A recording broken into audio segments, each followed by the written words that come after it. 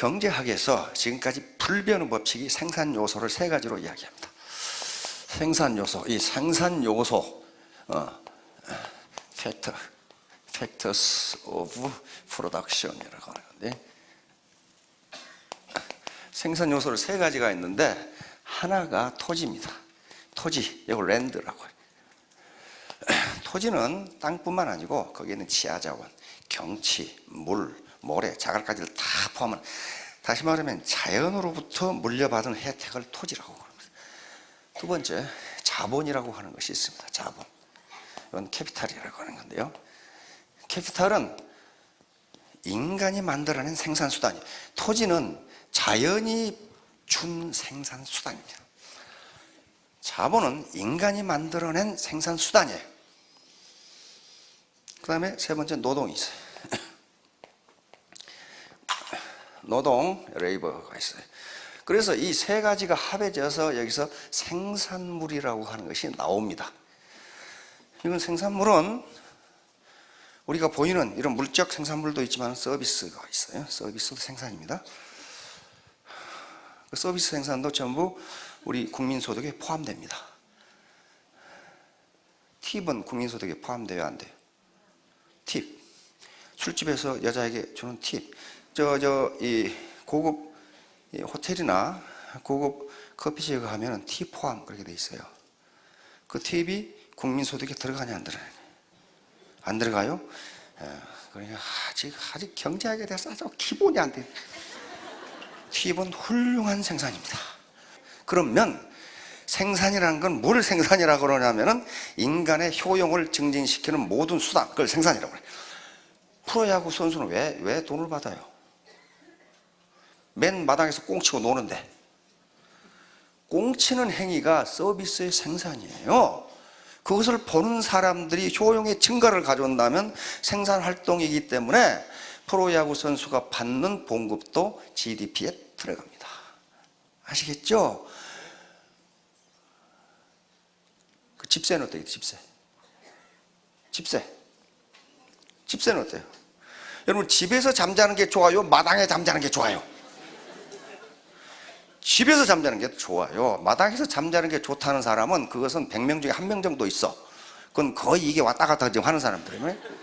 집에서 잠자는 게 좋다는 건 뭐냐 하면은 집이 나에게 주거 서비스를 생산해 주는 거예요. 그걸 내가 소비하는 게 작은 거예요, 지금. 그래서 집세도 GDP에 들어갑니다. 그러면 자기 집에 자기가 사는데 그걸 어떻게 계산하느냐? 그것은 집세를 자기가 자기에게 지불한 것으로 해서 GDP에 포함시킵니다. 경찰이 없다면 도둑놈이 덕식을 하겠죠. 그래서 경찰 서비스의 생산도 GDP에 들어가요. 왜? 인간의 효용을 증대시켜주는 행위예요. 그래서 모두 들어갑니다. 그러니까 이런 것들이 이제 그걸 생산하는 거예요. 그러면 과거에 지주들이 일했어요, 안 했어요? 만석군 지주가 일합니까? 안 해요. 안 하는데 생산수단, 토지라는 것을 가지고 있다는 이유만으로 소득이 1만석이 생긴다는 거예요. 자, 자본은 뭐냐 하면은 인간이 만들어낸 생산수단이에요. 이 건물, 이게 자본이에요. 이 마이크, 이게 자본이고, 요 칠판이 자본이에요. 제가 이 마이크를 대고 강의를 한 것하고 마이크 없이 한 것하고 어때요? 생산 효율성이 떨어져요. 들을 수가 없어요. 그러면 이 마이크를 사용하는 것이 인간의 만족을 증진시킨다면은 이 마이크는 자본이에요. 이 건물도 자본이에요. 만약에 이 건물이 없이 맨바닥에 꺼져 깔고 앉아서 교육한다. 그럼 어때요? 만족이 떨어져요. 그러니까 인간의 효용, 만족을 증진시키는 모든 행위, 이게 전부 자본이에요. 그러니까 요 자본을 가지게 되면 그 자본이 또 생산을 해줍니다. 이 유스 호스텔의 사장님은요, 여기 앉아서 강의 안 들어. 왜? 빌려주기만 해도 렌트가 나와. 이게 자본이에요, 이게. 그러니까 자본을 소유하고 있으면은, 그걸 넉넉히 소유하고 있으면은 내가 노동을 제공하지 않더라도 계속적으로 우리 한국의 자본주의 시장 시스템이 나에게 소득을 갖다 준다니까요. 갖다 줘요. 그런데 오늘날은 이 두 개를, 토지와 자본 두 개를 다 합해서 그냥 자본이라고 부릅니다. 토지도 중요한 자본이거든요. 돈은 뭐예요? 돈은 뭐예요? 이게 자본이 아니에요. 돈은 국가적인 차원에서는 자본이 아닙니다. 돈은 자본이 절대로 아니에요. 만약에 돈이 자본이라면 자본이 없는 나라가 지구상에 하나도 없어요. 생산 중에 가장 수지 맞는 생산이 돈의 생산입니다. 종이떼기 갖다가 마구 찍어, 그러면 돈이 나오잖아요. 그게 자본이에요? 자본 아니에요. 그래서 국가 차원에서는 돈을 자본으로 분류하지 않는데 개인은 돈을 자본으로 분류합니다. 왜? 국가가 통화 시스템, 마니터리 시스템을 잘 관리해주면 그 자본이 돈이라는 캐시가 자본을 살 수가 있어요. 그래서 그걸 자본으로 분류. 그런데 여기 아가씨가 있는데 한번 생각해 보세요. 여기 지금 총각들이 어디 계시나? 뒤에 총각이 인상이 너무 고약하네. 이게 두 총각이 있어. 두 총각이 있는데 지금 두 총각이 둘 다 잘생겼어. 그런데 한 총각은 현금 10억을 가지고 있고 한 총각은 상가 10억짜리를 가지고 있어. 누가 5개월 할래? 상가 10억이잖아요. 맞잖아요. 10억 정기예금 하면 지금 얼마 나와요? 월. 지금 이자율이 1점 몇 퍼센트 그러죠? 2.5%로 잡고 세금 떼어버리면 10억이면 한 달에 200만 원 나와요. 그러니까 판매사 한 달에 200만 원은 정기예금 10억하고 맞먹습니다. 지금 현재 그래요. 그런데 지금 이자율이 계속 떨어져요. 1.8%까지 떨어졌더라고. 미국이나 일본은 이자율이 마이너스죠. 지금 일본은 공식 이자율이 0.01%예요. 그래서 0.001이든가 그래. 일본이 이자율이 없어요. 그러니까 지금 선진국 치고 이자가 1%를 넘는 나라가 없어요. 앞으로도 그럴 겁니다. 그러니까 10억 캐시를 가지고 있는 것보다는 10억짜리 상가를 가진 사람이 왜 그래요? 그 상가가 자본 스톡이기 때문에 그렇습니다. 렌트. 그러면 문제는요, 이 두 개 중에 하나를 가지면, 자본을 가지면요, 뭘 갖게 되냐면요, 권력을 갖게 됩니다. 꼼짝을 못해. 그거 나중에 이야기하고. 그러면 판매사 되는데 얼마 걸린다고요? 아주 게으른 사람이 2년 걸려. 더 게으른 사람은 3년 걸리더라고. 또 그렇다 하더라도 생각해 보세요. 의사 되는데 몇 년 걸려요? 10년 걸려요.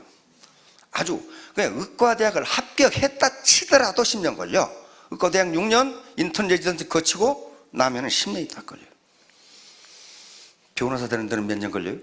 법과대학을 합격했다 하더라도 사시가 살아있으면 사법고시에 시험 합격해야 되고, 로스쿨 가려면 대학 졸업하고 또 로스쿨 또 가야 돼요. 2년 가서 변호사님 합격해야 변호사가 돼요. 그것도 10년 이상 걸려. 교수 되려면 우리 선배님 계시는데 10년 이상 걸려.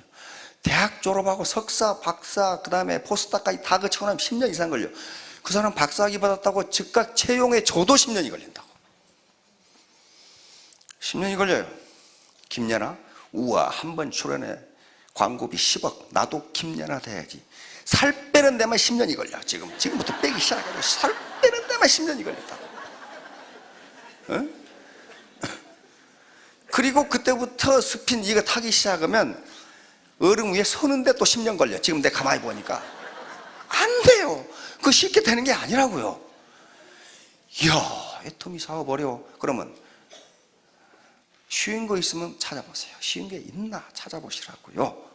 없어요. 지금 고상하고 우아하게 돈 버는 방법은 저희들보다 똑똑한 사람들이 다 찾아오고 있어요. 다 찾아오고. 그런 자리가 없어. 고상하고 우아하게.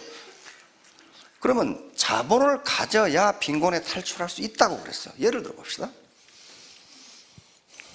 우리 아들이 한의대를 나왔어요. 이야, 한의대 졸업하니까요, 뚜쟁이들이 열쇠 3개씩 들고 나타나. 근데 우리는 또 그런 거에서 별 감각이 무감각해가지고 지가 좋다는 아가씨와 결혼시켰어. 근데 이 좋다는 아가씨도 무일푼이야. 우리 아들도 무일푼이야. 자, 우리 아들이 부자가 될 수 있는지 봅시다. 시골인데, 용인인데 그 상가에 병원 자리 렌트하는데 1억이에요. 보증금 1억에 월 300만 원이야.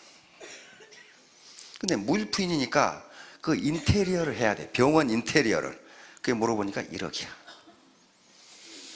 그 다음에 병원 집기 사야 돼. 그렇죠? 뭐 혈압계도 사야 되고 무슨 뭐가 그렇게 비싼지 모르겠어. 그 침상도 해야 되고 닥트도 해야 되고 그런 거 있잖아요. 그게 또 한 1억이야. 근데 전부 신용대출을 받아서 3억을. 거기다가 매월 렌트가 300만 원이야. 그거 내고 돈을 벌겠느냐는 거예요. 그거 내고 부자가 되겠느냐는 거예요. 그런데 주고 나면 없어요. 뼈 빠지게 하는데 없어. 남는 게 없어요. 누가 가져가? 건물주가 다 가져가요. 건물주가. 뭘 가진 사람이? 자본을 가진 사람. 자본을 가진 사람이 다 가져가요. 그러면 이 애터미 사업에서 뭘 해야 돼요? 뭘 해야 되냐? 뭐 때문에 이 짓을 하고 있냐고. 속 터지게. 이 좁은 데 앉아가지고. 로버트 키오사키라는 사람이 있어요. 부자 아빠, 가난한 아빠라는 책을 쓴 사람이에요. 우리 여사님 읽어보셨죠? 그 5권까지 있는데 2권까지만 읽으세요. 3권부터는 무슨 소리를 해놨는지 말이죠. 회계 이야기를 해놨는데 그거 몰라도 돼. 그 사람이 자본을 갖는 3가지 방법을 제시했어요. 첫째, 자본을 자기가 만드는 방법. 그 뭐냐면은 정주영 회장님이나 이병철 회장처럼 네가 아예 기업을 만들어라는 거예요. 그거 하실 수 있는 분 여기. 기업을 만드는 건 지금 10억 가지고 만들어도요, 기계 2대 사고 나면 없어요. 그러잖아요. 못 만들어요. 그때는 6.25 이후입니다. 6.25 직전이고 거의 불가능해요. 근데 지금도 자기 자본을 만드는 사람들이 1년에 수만 명 있습니다. 그게 소위 창업이에요. 창업은 자기 자본을 만드는 거예요. 현금 자본을 은행에서 빌려서 자기의 물적 자본을 만드는 거라고요. 근데 자영업 생존율이 몇 %라고 그랬어요? 5년 생존율이 20%입니다. 10년 생존율이 16%예요. 그러니까 5년 만에 자영업 100개 중에 80개는 망한다. 그런데 20% 살아남았으니까 돈 버냐? 그렇잖아요. 그 중에 돈 버는 장학업은 5%입니다. 100개 중에 5개예요. 그 다음에 15%는 현상 유지 이렇게 돼 있더라고, 통계가. 현상. 그래 겨우 지금 안 망하고 있단 말이에요. 15%가. 그럼 우리가 보는 것은요, 그 망하는 95%를 보는 게 아니고 어떻게 5%는 성공을 했을까야, 그걸 보면 되잖아요. 그렇단 말이에요. 그러니까 사랑을 가지고 대한다, 크리에이티브한 무슨 뭐 제품을 만든다, 열심히 한다, 성실하게 한다, 이것도 자본이 내 것일 때 효과가 있다는 거예요. 두 번째, 프랜차이즈를 사는 방법. 키오사키가 제시한 3번째 방법이 다단계 MLN, 멀티레벨 마케팅이라고 되어 있어요. 그 중에 거기 또 이 빌 게이츠가 한 말씀 하셨더라고. 내가 만약 마이크로소프트를 안 했더라면 다단계를 했을 것이다. 빌 게이츠는요, 마이크로소프트가 아니라 하드 소프트라도 그 사람 하면 성공해. 자, 그러면 우리가 자본을 가져야 되는데, 이렇게 자본을 이렇게 가져야 되는데, 제 양반 드디어 본색을 드러내서 동그라미를 그리기 시작하는구나. 이게 상한선이 있기 때문에 자기가 스타트예요. 그런데 바로 키오사키가 얘기했던 것처럼 요게 이제 생산수단이 돼요. 생산수단. 부모로부터 물려받은 것이 없는 생산수단을 어떻게 가져요? 가질 방법이 없잖아요. 그래서 프랑스의 그 사회학자 피에르 부르디에라는 사람이 있습니다. 그 사람이 자본을 분류하는 방법이 기가 막힌데, 요걸 뭐라고 불렀냐면 사회자본이라고 불렀어요. 사회자본, 소셜 캐피탈이란 말이에요. 소셜 캐피탈. 여기 사회자본이에요. 그러니까 사회자본은 사회적 생산 수단이 됩니다. 이거 저 영감탱이가 지금 돈 버는 방법을 얘기하라고 했더니 무슨 헛소리 하고 있는 게, 이 헛소리를 모르면 엉뚱한 짓을 한다니까. 이게 사회자본이에요. 이게 자본이라고요. 자본. 그런데 이게 자기 소유가 아니에요. 뭡니까? 애터미는 그게 공유예요. 공유. 왜? 수당을 세일즈 마스터에게 지급할 때 내 라인이 얼마나 팔았냐를 가지고 하지 않고 전체가 얼마를 팔았냐 가지고 준단 말이에요. 전체가, 전 라인이. 그러니까 이 라인이 자기 개인 소유가 아니고 공유란 말이에요. 공유 자본이에요. 그러면 관리는 관리는 전체를 하는 것이 아니라 자기 라인을 관리를 한다고요. 그런데 이게 휴먼 네트워크입니다. 사람과 사람으로 연결해진 네트워크예요. 휴먼 네트워크니까 이게 생산성을 발휘하려면은 퀄리티가 높아야 되고 사이즈가 커야 돼요. 무조건 사이즈만 키우면 되느냐? 안 그래요. 스폰서하고 파트너하고 맨날 싸워. 맨날. 그러면 어때요? 생산성이 떨어지게 돼 있어요. 생산성이거든, 소득은. 그래서 이게 자본은 자본인데 가장 중요한 게 스폰서와 파트너 간의 트러스트, 신뢰. 믿지 못하면 싸워. 믿지 못하면. 저 스폰서가 자기 이익을 위해서 날 이 짓을 하라고 하나? 못 믿으니까. 그 얘기를 한단 말이에요. 트러스트. 신뢰. 그래서 프랜시스 후쿠야마 그분을 아시죠? 예, 일본계 미국인인데 세계적인 석학입니다. 하버드 대학, 존 홉킨스 대학에서 교수를 하셨고 또 미 국무성에도 했던 그분인데, 이분이 사회자본의 전문가인데 사회자본 중에 가장 중요한 것이 신뢰다. 신뢰예요. 신뢰가 없으면 사회자본이 작동을 하지 못한다예요. 그러면 모든 인간은 사회자본을 가지고 있어요. 아버지 아시잖아요. 어머니 아시잖아요. 애가 아시잖아요. 이모님 아시잖아요. 이게 전부 뭐예요? 휴먼 네트워크로 형성되어 있어요. 여고 동창 알잖아요. 동네 개빵 아줌마 알잖아요. 알아요. 그 다음에 떡볶이집 아줌마 알잖아요. 그게 소셜 네트워크예요. 그러면 문제는 이제 신뢰를 어떻게 할 것이냐 하는 문제를 아주 옛날부터 신뢰가 가장 중요하다는 얘기를 현자들이 계속 해왔어요. 그 말은 무슨 말이에요? 현자들이, 공자님부터 시작해서 현자들이 신뢰가 가장 중요하다고. 최근에 그 정주영 회장님까지 신뢰를 잃으면 모든 것을 잃는다. 정주영 회장님 그랬어요. 왜 그 양반들이 그 얘기를 계속할까? 그 말이에요. 왜 계속하겠어요, 아가씨?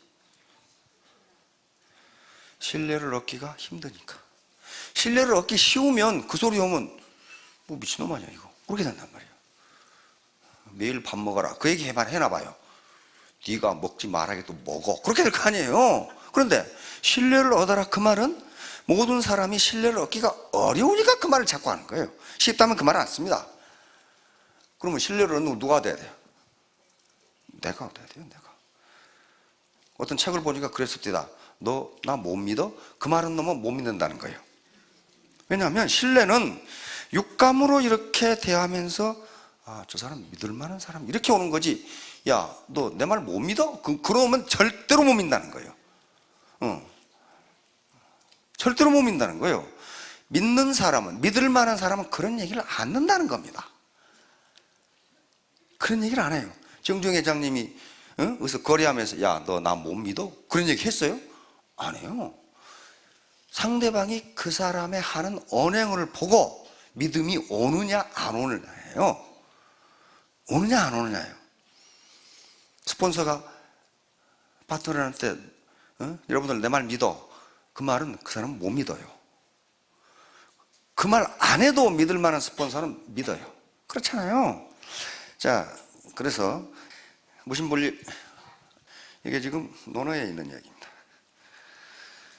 논어에 아주 기가 막힌 말이에요. 요 대목을 그 미국의 파이낸셜 타임스라는 신문이 있어요. 파이낸셜 타임스에서 요걸 가지고 또 사설을 썼더라고. 사설을 썼어요. 그만큼 유명한 말이에요. 자공이라는 사람이 있는데, 자공 문청. 자공은 공자의 10대 제자 중 한 분입니다. 그런데 자공은 지금부터 2500년 전 사람인데 아주 장사의 귀신이야. 그래서 돈을 엄청나게 벌었어요. 공자님은 가난하게 살라는 법을 한 번도 말한 적이 없어요. 한 번도. 왜? 공자님이 제자가 3000인데 학고방에서 그 3000명 어떻게 해요? 3000명을 어떻게 하냐고. 그럼 어때요? 공자님 집은 성이었다고 생각할 수 있어. 그렇잖아요. 생각해봐요. 그래서 가난하게 살라는 법을 한 번도 해본 적이 없어요. 견리사이 이득을 보거든 그것이 의로운 것인지를 생각하라, 그 말씀하셨어요. 그러니까 의로운 이득이면 어떻게? 취하라. 취하라. 가난하게 살지 말라는 거예요. 그런데 자공이라는 사람은 그런 사람이에요. 그러니까 이 사람은 정치에 굉장히 능한 사람이에요. 자공은 또 실제로 오늘날 같으면 시장을 했던 사람이에요. 그러니까 선생님, 정치가 뭡니까? 공자가 말한 이 세 가지는요, 지금도 신문 칼럼에 보면 현자들이 가끔 이 글을 씁니다. 지금도 나와요. 정치가 뭐냐? 지금도 똑같아요. 공자님이 백성들의 식량이 풍부해야 된다. 이게 첫 번째예요. 현자들이 말하는 건 중요성을 이야기합니다. 그러니까 먼저 백성이 배부르게 먹고 살도록 해라. 오늘날 좀 고상한 얘기로 하면은 경제적 문제를 해결해라. 이게 정치의 최고다. 두 번째 뭐예요? 족평, 군사력을 강화하라. 이건 무슨 공자가 무슨 군사지향적인 사람이야, 그게 아니고 공자의 생각은 항상 백성에 있습니다. 다시 말하면 군사력이 약하면 외적이 침입해가지고 백성들을 괴롭힌다 그 말이야. 백성들을 못 살게 만들어. 그러니까 강한 군사력으로 백성들이 편하게 생업에 종사할 수 있도록 해라. 그 다음에 세 번째가 뭡니까? 민신지. 백성이 정부를 믿어야 된다 그 말이에요. 근데 자공은 10대 제자니까 호락호락한 사람이 아니에요. 뭐라고 그랬어요? 이 셋 중에 부득이 하나를 없앤다면 뭘 없앨까요? 이거 공자를 영 난처하게 만드는 거예요. 그러니까 병을 없애라. 병을 없. 그러면 무슨 말이에요?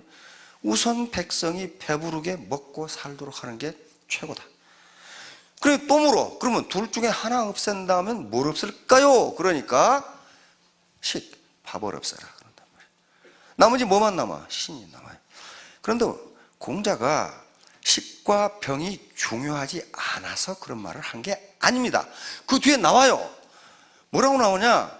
인간은 맞아 죽건 늙어 죽건 그 다음에 전쟁에서 죽건 죽게 돼 있다. 그렇잖아요. 빨리 죽고 늙고 죽고. 그런데 뭐라고 그랬어요? 백성이 조정을 믿지 못하면 그냥 망한다 그 말이에요. 그러니까 백성이 조정을 믿지 못하면 지금 망하는데 무슨 죽고 살고가 무슨 관계가 있냐. 그러니까 믿지 못하면, 파트너가 그 조직을, 스폰서를 믿지 못하면, 공자가 하는 말은 병도 안 되고 식도 안 된다. 그럼 애터미 조직에서 병이 안 되는 건 뭐예요? 조직이 무너지는 거예요. 식이 안 되는 건 뭐예요? 돈이 안 되는 거예요. 이게 신이에요. 이게 무신분립. 그래서 정치인들이 가장 많이 쓰는 게 뭐예요? 김영삼 대통령 희호입니다. 무신분립. 대통령이 됐을 때 백성이 정부를 믿지 못하면 정부는 망한다. 자, 지금 야당이네? 야당이에요? 여기서 정례 세미나를 하는데 제목이 무신분립이에요. 이게 그렇게 중요해요, 무신분립. 그러니까 정당이건 정부건 어떤 그건 백성이 믿지 못하면 망한다. 그런 말. 이번에 우리 박근혜 대통령님 중국 전승 기념일 천안문 광장에 사회를 하셨죠. 그런데 유일하게 시진핑과 점심을 같이 했다고 들었죠. 자, 시진핑이 우리말로는 석금평이 박 대통령 앞에 써놓은 글자를 보세요. 뭐라고 써놨어요? 이심전심 무심분립. 당신과 우리 말 안 해도 마음과 마음으로 통해야 되고, 그 다음에 국제관계에서 믿지 못하면 우리의 관계는 깨진다. 그런 말이에요. 깨진다. 이렇게 써놨어요. 그러니까 국제관계건 국내 정당이건 애터미의 다단계 조직이건 파트너가 스폰서를 믿지 못하면 망한다. 망하는 것은 두 가지입니다. 라인이 무너지고 생산성이 떨어지고 소득이 떨어지고. 그래서 자, 이제 자손에게 가난을 물려주지 않으려면 뭔가 생산수단을 가져야 되는데 가질 방법이 뭐가 있냐? 없어요. 없어. 그래서 이 기요사키가 말한 것처럼 세 번째 방법, 서민이 할 수 있는 건 요 방법이었다. 그 책을 보세요. 뭐라고 그랬어요? 약간의 진입비만 내면, 그렇게 돼 있어요. 약간의 진입비만 내면 다단계에 들어가서 당신의 조직을 만들 수 있다. 근데 애터미는 약간의 진입비도 없었어. 그러니까 요 사람들이 돌아서 뭘 해야 되냐? 트러스트, 신뢰를 구축해야 되는데, 신뢰를 구축해야 되는데 그것은 자기 희생입니다. 내가 내 이익을 포기하지 않으면 절대로 신뢰는 구축되잖아요.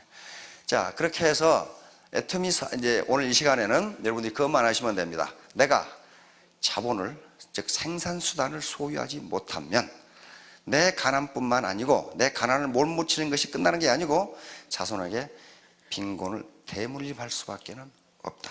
그래서 나는 어떻게 해서든지 생산수단을 갖겠다. 그러려면 어떻게 해야 되느냐? 트러스트가 필수 조건이다. 자, 마치도록 하겠습니다. 예, 모두 성공하시기 바랍니다.